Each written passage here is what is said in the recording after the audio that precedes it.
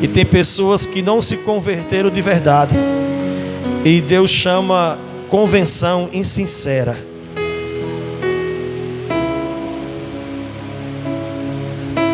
Na Bíblia Sagrada, não tem um versículo que diga que você vem na igreja você vai ser salvo. Não tem um versículo que diga que quem vem à igreja vai ser salvo. Serão salvos aqueles que são sinceros para com o Senhor. E isso é um laço que se constrói ao longo do tempo. Porque nós, a maioria, nascemos distante do Senhor. E por isso, muitos têm uma convenção insincera diante de Deus. Quantas pessoas dizem ser filho de Deus,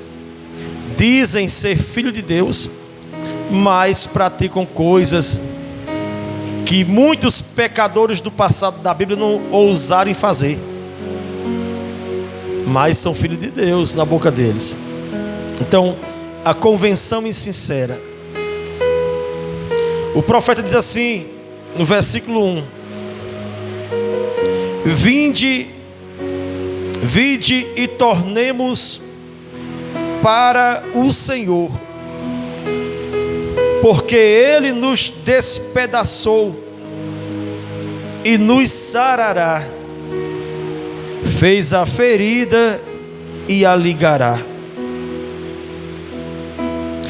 Depois de 2 dias nos revigorará, ao 3º dia nos levantará e viveremos diante dele. Diga glória a Deus. Ou seja, a morte, quem criou foi Deus. Mas a morte leva para 2 caminhos: ou para o céu, ou para o inferno. E segundo a palavra de quem morre, fica dormindo por 3 dias. E com 3 dias, segue o seu destino. É o que nós entendemos segundo essa palavra. Ele nos levantará.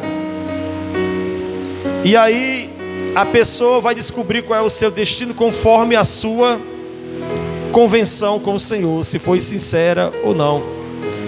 E aí não cabe aos homens e a ninguém julgar, porque depois que se parte não se volta mais. É a pessoa e Deus.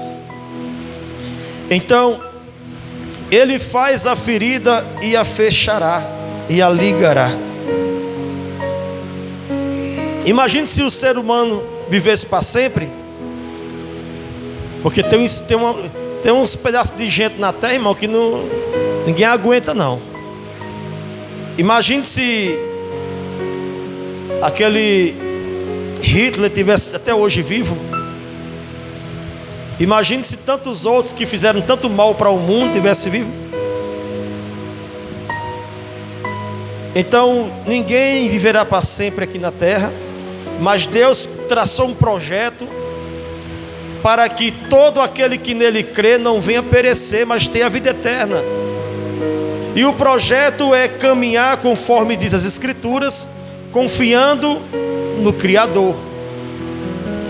E por isso, o viver aqui é incerto, porque aqui tem pessoas boas e tem pessoas ruins. E só tem 2 lugares: céu ou Hades. E ali, quem escolhe não é Deus. Quem escolhe é a pessoa que ouve. Todos ouvem a palavra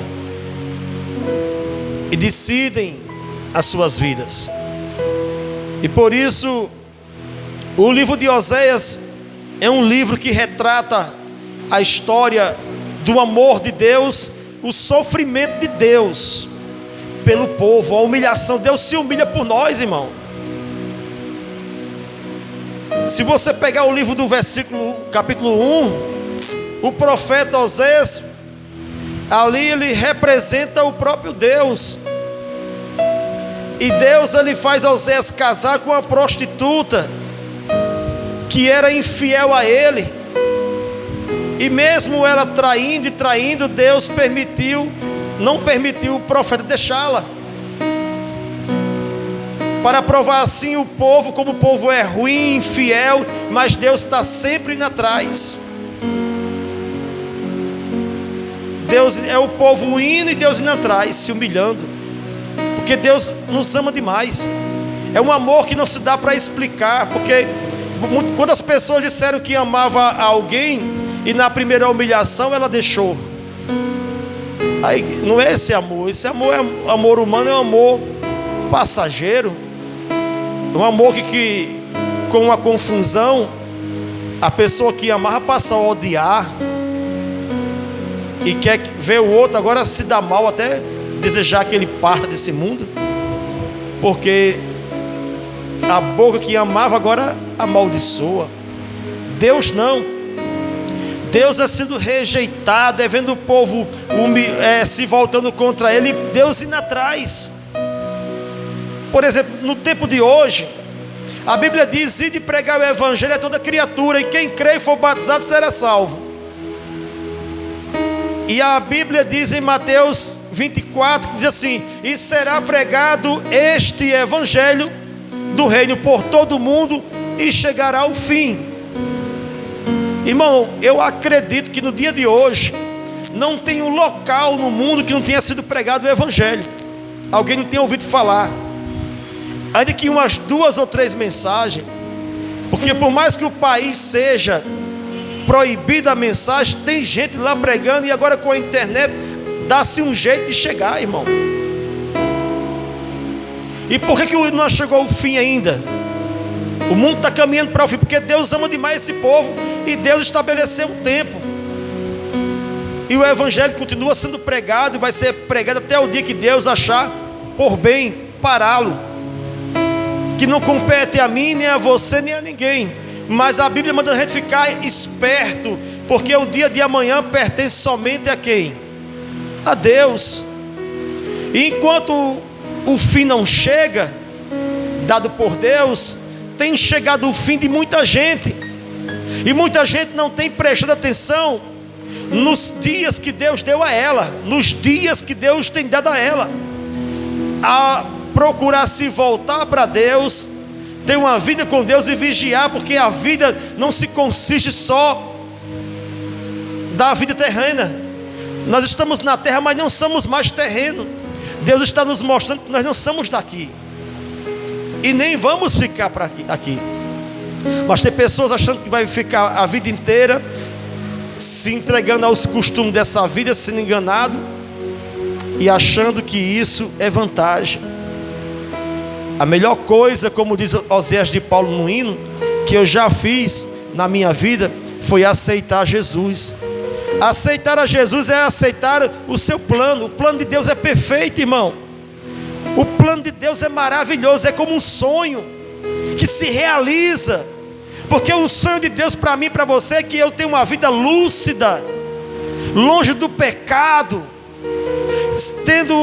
sendo homem, casando com uma mulher de Deus, sendo uma mulher casando com um homem de Deus, e os dois vivendo uma vida digna, uma vida com compromisso, encarando as batalhas juntos, as guerras juntos, e um pelejando pelo outro,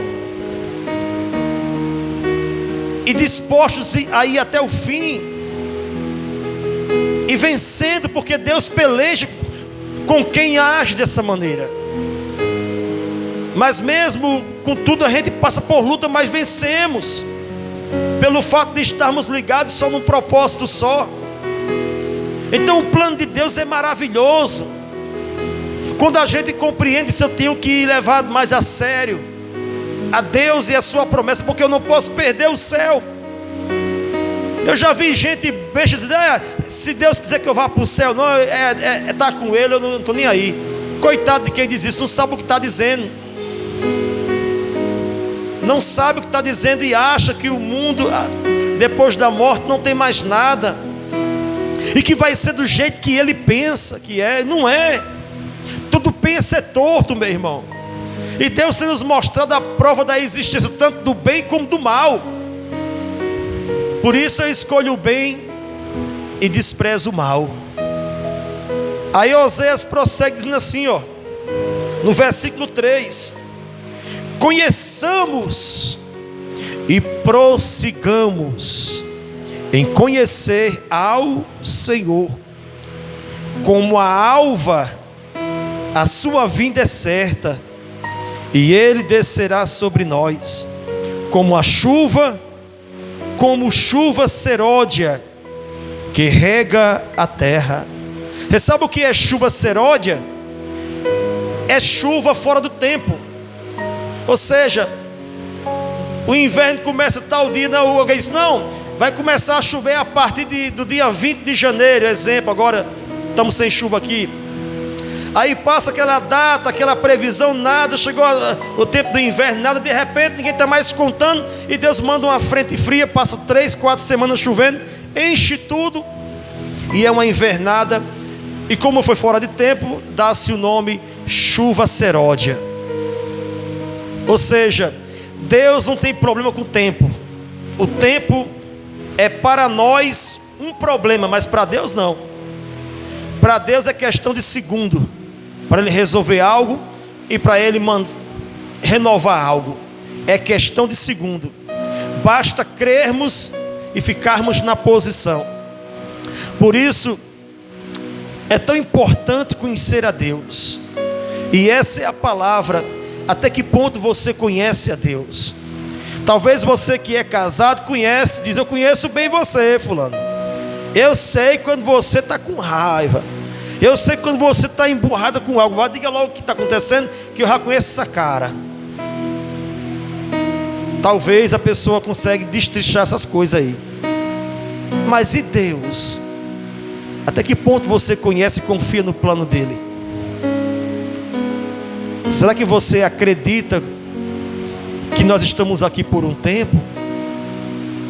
Será que você acredita que Deus é fiel à sua palavra e que não deixará o seu santo na corrupção, na morte?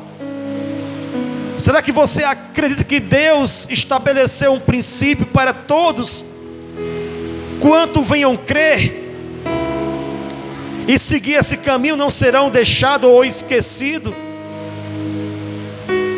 Será que nós conhecemos a Deus ao ponto de dizer, Senhor, eu não quero mais fazer isso e isso, porque eu sei que o Senhor não gosta e a tua palavra me adverte. Não é por causa do pastor, não é por causa do apóstolo, do bispo, do missionário, não é por causa da tua palavra, que eu sei que não se deve fazer isso, praticar isso, e por isso eu vou me esforçar e lhe peço força, porque eu tenho sido fraco, porque eu vejo que o céu é de verdade. E aí a gente vai se esforçando, irmãos, e vai vivendo a vida que Deus tem para nós, confiando que por mais que seja difícil estar aqui na terra, é só um tempo. É só um tempo que estamos aqui, mas o que vai contar é quando a gente partir, é quando a gente se for. E a maneira que a gente partir, irmãos, é a maneira que vamos estar diante de Deus, porque ninguém fugirá de se encontrar com o Senhor, ainda que por um breve momento será, sim, porque haverá ali, para quem partiu, um juízo. E por isso a gente temos que cuidar da salvação agora, vivo, não depois de morto. A religião fica celebrando o ano todo, a vida inteira dos familiares, aqueles que já partiram encomendando. Isso não existe. Isso é perca de tempo. Agora, vir à igreja enquanto está vivo e clamar e orar pelos seus que estão vivos, não é perca de tempo. Não é. Perca de tempo é você acreditar na conversa que quando o parente morre, você fica pagando todo mês uma missa, celebrando isso aí não existe. Você vai estar gastando dinheiro, jogando dinheiro no mato. Isso não existe. Agora